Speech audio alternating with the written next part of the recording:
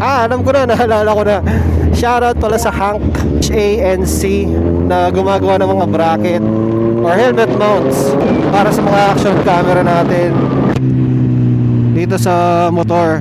And ang kagandahan sa mga mounts kasi nila is very specifically made for for the helmet. So example, dito sa Corsa natin na suot, dito lang talaga mag-fit yung bracket na yan kasi nakahulma siya sa shape ng helmet.